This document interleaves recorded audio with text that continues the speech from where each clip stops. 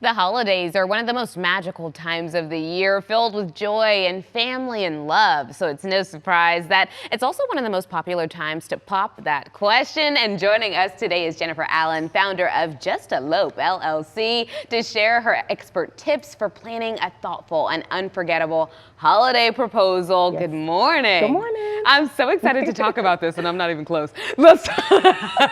The holidays are already such a special time, right? So what makes this season probably the most popular when it comes to popping the question? Well, between Thanksgiving and Valentine's Day is the most popular time because people are already naturally together.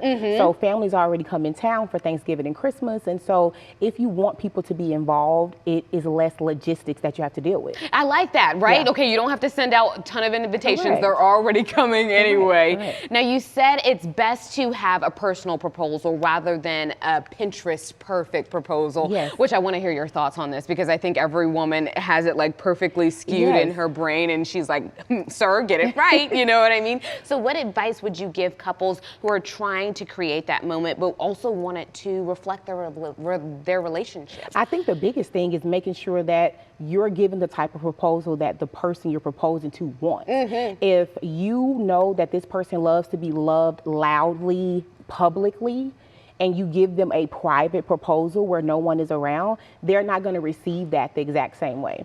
But if you know your person wants a nice private proposal and you fly everybody in, you're in the middle of a restaurant, then they may not receive that the same way. So it's not so much focusing on what Pinterest says that you should do, but knowing the person that you're getting engaged to, what they would truly want. Exactly. Okay, so making sure we're leaning in, maybe slip it into conversation every now and again. Let's talk about ideas though. If you are thinking about it and you're thinking, okay, I need a couple of locations, right? So what are we thinking as far as location? I just said that actually. Yes, so the biggest thing about location is that you can get as creative as you want to, right? So you can either rent a private space to where you can go in to decorate, a public outdoor location, rent a garden, a hotel room, but the one place that people overlook is proposing at home. Yes. That allows you to control the Everything. environment, the logistics, the amount of time that you need. Make it really, really personal without having to spend that additional money on a venue. Yeah, you know what? Prince Harry and Meghan Markle, they got engaged in their kitchen over a rotisserie chicken. And if it's good enough for them, then why And if not? it's good enough for the prince, well, shoot, I don't want to finish this. It's good enough for somebody, but it ain't me. Let's talk about lighting and crowds. They can make a difference as well. So what should people consider when choosing the proposal setting? Okay, if you want to propose off the side of a cliff, this rocky mountain, beautiful setting, make sure your person you're proposing to is not wearing heels. Okay, yes. Okay, we want to think logistics in a smart way. Is it really cold outside? Is it so happen to be raining this day? You need to take all these things into consideration. Is it going to be enough light? Do you have somebody in position? Do they have a flash? Yeah. All of these things need to be talked about and thought through. By a man. So it's best to contact either a I'm just like, as you're listening, I'm like, I want to help. And so it's best to contact a professional, somebody that can keep a secret, right? Yeah. So if you don't contact a professional and it's just a friend, somebody that's not going to spill the beans There or you make go. it awkward. Get some help, someone Yeah. who can keep you on track, Yes, right? yes. You need a planner, not just for the wedding, but for the engagement too. Now, when it comes to the big moment, what are a few do's and don'ts that couples should keep in mind? Okay, so do number one is practice what you are going to say. Yes. It is so easy to get caught up in the moment and overwhelmed and you forget, right? Yeah.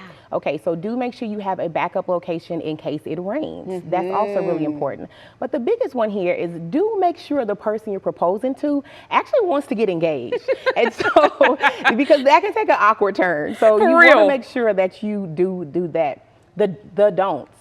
Do not propose at somebody's big life event without their permission. Thank you for saying that, because I literally saw someone get engaged at their graduation and I was like, why would you make that about both of you when it was about her? Correct. So whether it's at a graduation, somebody crossing a finish line, but mostly you see people doing these type of things at somebody else's wedding or baby shower or something. Unless you have permission from this other person and they want to be involved, don't make somebody share their day.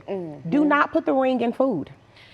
Okay, because literally the worst thing you could do is swallow and be like, we'll wait for it to pass in a couple hours. Do not put the ring in food. And finally, just don't overshadow the situation by, like we said in the beginning, giving this person something that they truly didn't want, right, to where they're not going to receive it the way that you want them to. Exactly, especially when it's something that someone has probably been waiting for their entire life. You want to make sure you get it right. Okay, I also have one last question. How do you incorporate, because you want to make sure you get the right ring, right? Yes. How do you incorporate that into conversation without getting your significant other suspicious? I definitely think that when you are with somebody and you are a part of their everyday life, having open and transparent conversations truly is the best way to go. This does not have to be some big cat and mouse chase to where you never know that you're going to get engaged. If that's the natural progression of the life that you all have together, then going ring shopping, talking about rings, send pictures, size, all of those things are totally fine to talk about.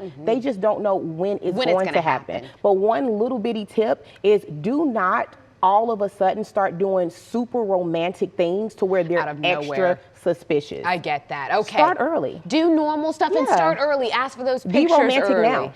Okay. Listen, be the man forever or woman that you want them to be. Forever. There we go. Yes. Thank you so much again. And you can find Jennifer at Just Elope LLC. Thank you again. Thank you. Appreciate you.